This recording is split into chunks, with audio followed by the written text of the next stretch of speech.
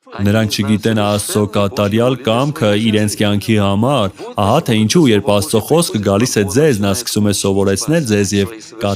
իր կատարյալ կամքը եւ այդժամ դուք իմանալով ձեր պատերազմը, թշնամին ուզում է ձեզ դուրս բերել կատարյալ կամքից եւ ստիպել ապրել թույլատրելի կամքի մեջ ու ասել Աստված չէ որ կհասկանա դա, Աստված դեմ չի դրան։ Ես չեմ կարող մոլերանտ լինել։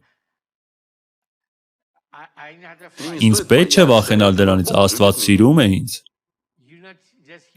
Դուք այստեղ միայն նրա համար չեք, որ Աստված ձեզ երես տա։ Դուք այստեղ եք, որպեսզի մարմնից անցնեք խոսքին։ Դուք այստեղ եք, որպեսզի ծառայեք Աստծո նպատակին։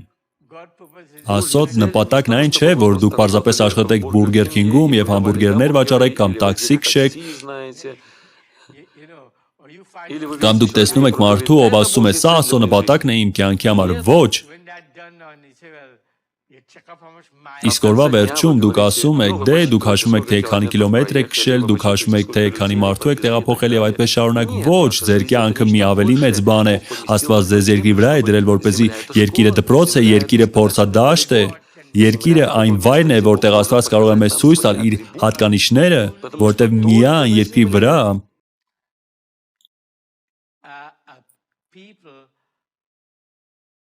դուք ունենում եք փորձություններ, փորձաքննություններ եւ նման բաներ, երկնքում դա չկա։ Դա չկա դժոխքում, դժոխքը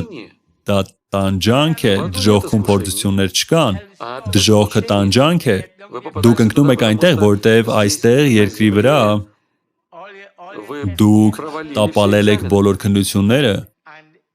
Իսկ յուրաքանչյուրը, ով ծնվում է այս երեք տարածաչափություններում, դուք գալիս եք այս երեք տարածաչափությունների մեջ, դուք ծնվում եք այս երեք տարածաչափությունների մեջ, դուք մտնում եք մարմնական մարմնի մեջ, դուք չեք մտել Թեոֆանիայի մեջ։ Դուք կուղվեք դեպի Թեոֆանիան միայն այն ժամանակ, երբ հեռանաք այստեղից, եթե ունեք Սուրբ Հոգին։ Այն մարդը, ով չունի նոր ծնունդ, եւ նա հեռանա այստեղից առանց նոր ծննդի, նա կընկնի կորածների երկիրը, եթե նա փրկված չէ։ Ինչպես հիմար կույսերը եւ զոհասեղանի տակ հոգիները, նրանք փրկված են, ուստի նրանք կընկնեն այնտեղ, բայց նրանք չեն գտնվում այդ վայրում, նրանք պարզապես հոգի են։ Ահա թե ինչու է ասված հոգիները զոհասեղանի տակ, հասկանում եք։ Եվ նրանք Սպիտակ գահի դատաստանի ժամանակ կիմանան, թե որն է իրենց բաժինը։ Այսպիսով, երբ մենք նայում եւ տեսնում ենք մեր կյանքը այստեղ երկրի վրա,